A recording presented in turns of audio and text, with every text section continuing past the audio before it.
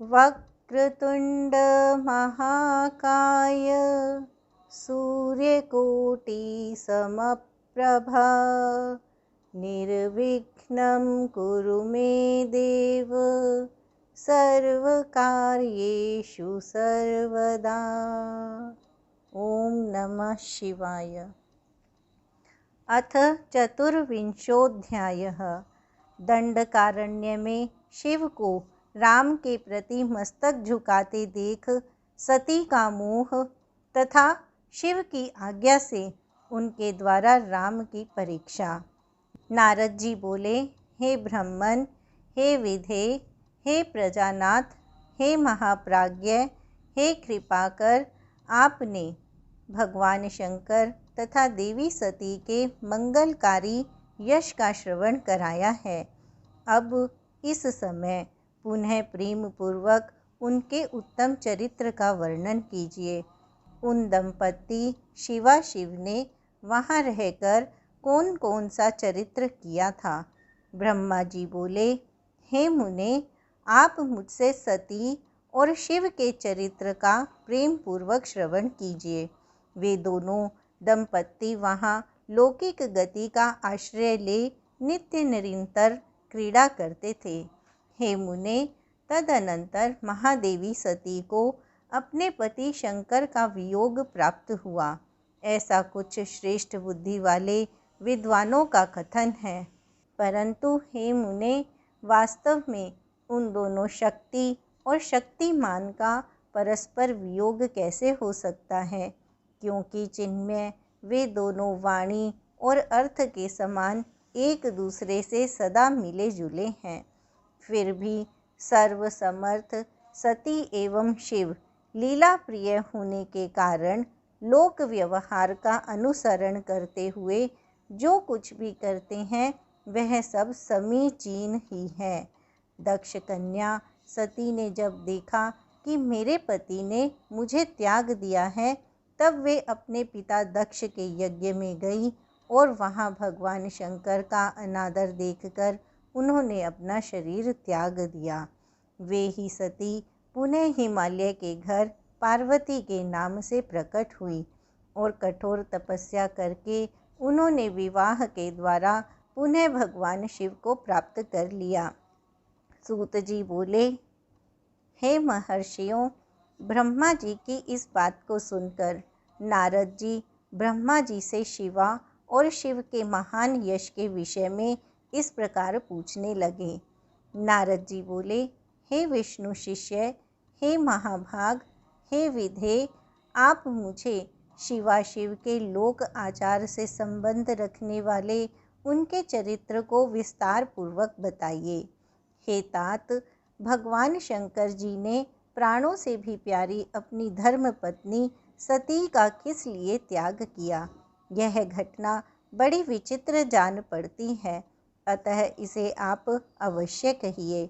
आपके पुत्र दक्ष प्रजापति ने यज्ञ में भगवान शंकर का अनादर क्यों किया और वहाँ अपने पिता के यज्ञ में जाकर सती ने अपने शरीर का त्याग क्यों किया, पुनः उसके बाद क्या हुआ, महेश्वर ने क्या किया, ये सब बातें मुझसे कहिए।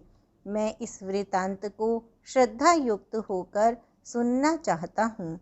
ब्रह्मा जी बोले, मेरे पुत्रों में श्रेष्ठ हे महाप्राज्ञ, हे तात, हे नारद, आप महर्षियों के साथ बड़े प्रेम से भगवान चंद्रमौली का चरित्र सुनिए।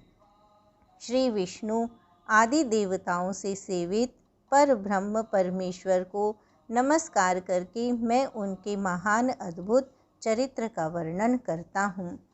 हे मुने, यह सब शिव की लीला है।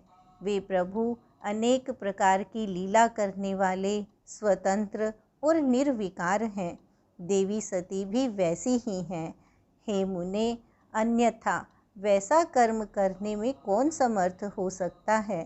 परमेश्वर शिव ही पर ब्रह्म परमात्मा है, जिनका भजन सदा श्रीपति विष्णु, मैं ब्रह्मा, समस्त देवगण, महात्मा, मुनि, सिद्ध तथा सनकादि सदैव करते रहते हैं।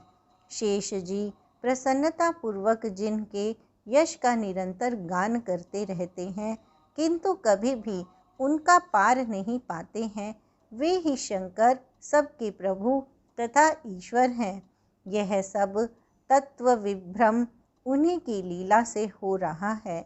इसमें किसी का दोष नहीं है, क्योंकि वे सर्वव्यापी ही प्रेरक हैं। एक समय की बात है, तीनों लोकों में विचरण करने वाले लीला विशारद भगवान रुद्र सती के साथ वृषभ पे आरूढ़ हो पृथ्वी पर भ्रमण कर रहे थे। सागर और आकाश में घूमते घूमते दंडकारण्य में आकर सत्य प्रतिज्ञा वाले वे प्रभु सती को वहाँ की शोभा दिखाने लगे। वहाँ उन्होंने लक्ष्मण सहित श्री राम को देखा, जो रावण द्वारा बलपूर्वक हरी गई अपनी प्रिया पत्नी सीता की खोज कर रहे थे। वे हा सीते इस प्रकार उच्च स्वर से पुकार कर रहे थे, जहाँ तहाँ देख रहे थे और बार बार रो रहे थे। उनके मन में विरह का आवेश छा गया था। वे उनकी प्राप्ति की इच्छा कर रहे थे, मन में उनकी दशा का विचार कर रहे थे, वृक्ष आदि से उनके विषय में पूछ रहे थे। उनकी बुद्धि नष्ट हो गई थी, वे लज्जा से रहित हो गए थे और शोक से विह्वल थे। वे सूर्यवंश में उत्पन्न वीर भूपाल दशरथ नंदन भरताग्रज थे। आनंद रहित होने के कारण उनकी कांति फीकी पड़ गई थी। उस समय उदार चेता पूर्ण काम भगवान शंकर ने लक्ष्मण के साथ वन में घूमते हुए माता कैकेयी के वरों के अधीन उन राम को बड़ी प्रसन्नता के साथ प्रणाम किया और जय जयकार करके वे दूसरी ओर चल दिए। उन भक्त वत्सल शंकर ने उस वन में श्री राम को पुनः दर्शन नहीं दिया।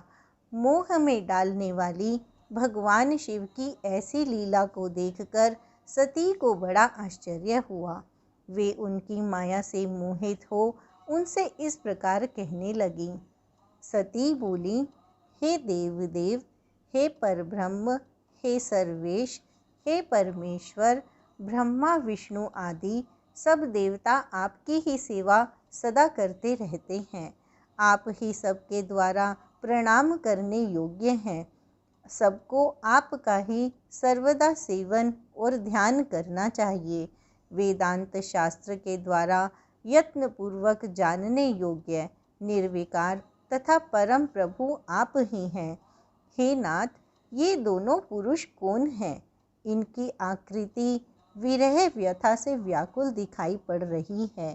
ये दोनों धनुर्धर वीर वन में विचरण करते हुए दुख के भागी और दीन हो रहे हैं। उन दोनों में नीलकमल के समान ज्येष्ठ पुरुष को देखकर किस कारण से आप आनंद विभोर हो उठे और भक्त की भांति अत्यंत प्रसन्न चित्त हो गए। हे स्वामिन, हे शंकर, आप मेरे संशय को दूर कीजिए। हे प्रभो, सेव्य अपने सेवक को प्रणाम करे, यह उचित नहीं जान पड़ता।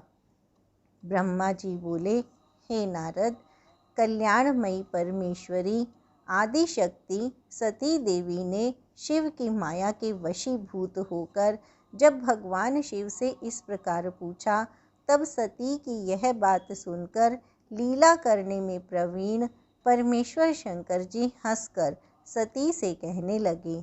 परमेश्वर बोले, हे देवी, हे सती, सुनो, मैं प्रसन्नता पूर्वक सत्य बात कह रहा हूँ। इसमें किसी प्रकार का छल नहीं है। वरदान के प्रभाव से ही मैंने इन्हें आदरपूर्वक प्रणाम किया।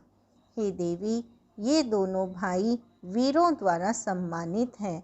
इनके नाम श्री राम और लक्ष्मण हैं। ये सूर्य वंश में उत्पन्न हुए हैं, परम बुद्धिमान हैं और राजा दशरथ के पुत्र हैं। इनमें जो गौर वर्ण के छोटे भाई हैं, वे शेष के अंश हैं। उनका नाम लक्ष्मण है। इनमें ज्येष्ठ भाई का नाम श्री राम है। ये भगवान विष्णु के पूर्ण अंश तथा उपद्रव रहित हैं।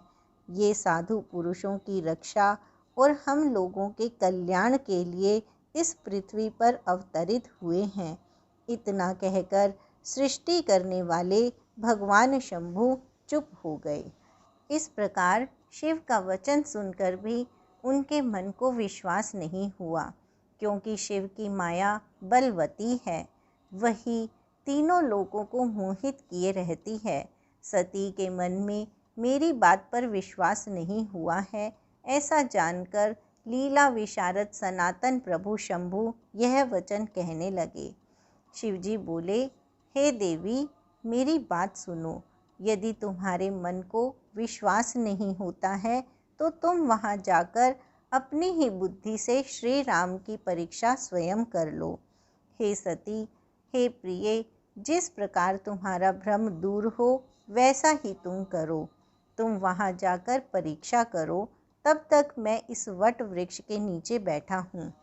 ब्रह्मा जी बोले, हे नारद, भगवान शिव की आज्ञा से ईश्वरी सती वहाँ जाकर सोचने लगी कि मैं वनचारी राम की कैसे परीक्षा करूं। मैं सीता का रूप धारण करके राम के पास चलूं। यदि राम विष्णु हैं तो सब कुछ जान लेंगे, अन्यथा वे मुझे नहीं पहचानेंगे। इस प्रकार विचार करके मोह में पड़ी हुई वे सती सीता का रूप धारण कर श्री राम के पास उनकी परीक्षा लेने के लिए गई। सती को सीता के रूप में देखकर शिव नाम का जप करते हुए रघुकुल श्रेष्ठ श्री राम सब कुछ जानकर उन्हें प्रणाम करके हंसकर कहने लगे। श्री राम बोले, हे सती, आपको नमस्कार है।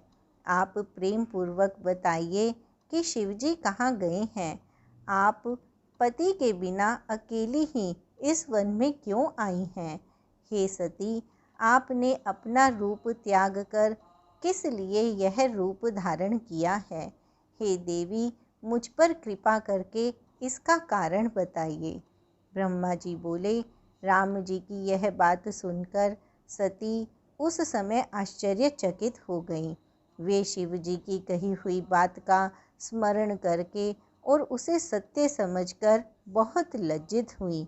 श्री राम को साक्षात विष्णु जानकर अपना रूप धारण करके मन ही मन शिव के चरणों का चिंतन कर प्रसन्न चित्त हुई सती ने उनसे इस प्रकार कहा, हे रघुनंदन, स्वतंत्र परमेश्वर प्रभु शिव मेरे तथा अपने पार्षदों के साथ पृथ्वी पर भ्रमण करते हुए इस वन में आए हुए हैं। यहाँ उन्होंने सीता की खोज में लगे हुए उनके विरह से युक्त और दुखी चित्त वाले आपको लक्ष्मण सहित देखा। वे आपको प्रणाम करके चले गए और आपकी वैष्णवी महिमा की प्रशंसा करते हुए अत्यंत आनंद के साथ वट वृक्ष के नीचे बैठे हैं। वे आपके चतुर्भुज विष्णु रूप को देखे बिना ही आनंद विभोर हो गए। इस निर्मल रूप को देखते हुए उन्हें बड़ा आनंद प्राप्त हुआ। शंभु के वचन को सुनकर मेरे मन में भ्रांति उत्पन्न हो गई। अतः हे राघव, मैंने उनकी आज्ञा लेकर आपकी परीक्षा की है। हे श्री राम, अब मुझे ज्ञात हो गया कि आप साक्षात विष्णु हैं। मैंने आपकी संपूर्ण प्रभुता देख ली है। अब मेरा संशय दूर हो गया है, तो भी महामते आप मेरी बात सुने। मेरे सामने यह सच सच बताएं कि आप उन शिव के वंदनीय कैसे हो गए। आप मुझे संशय रहित कीजिए और शीघ्र ही मुझे शांति प्रदान कीजिए। ब्रह्मा जी बोले, हे नारद, उनकी यह बात सुनकर श्री राम के नेत्र प्रफुल्लित हो उठे। उन्होंने अपने प्रभु शिव का स्मरण किया। इससे उनके हृदय में अत्यंत प्रेम उत्पन्न हो गया। हे मुने, शिव की आज्ञा के बिना वे राघव सती के साथ भगवान शिव के समीप नहीं गए तथा मन ही मन उनकी महिमा का वर्णन करके सती से कहने लगे, इति श्री शिव महापुराणे द्वितीयायां रुद्रसंहितायां द्वितीये सतीखण्डे रामपरीक्षावर्णनं नाम चतुर्विंशोऽध्यायः। इस प्रकार श्री शिव महापुराण के अंतर्गत द्वितीय रुद्र संहिता के द्वितीय सती खंड में राम परीक्षा वर्णन नामक 24वां अध्याय पूर्ण हुआ।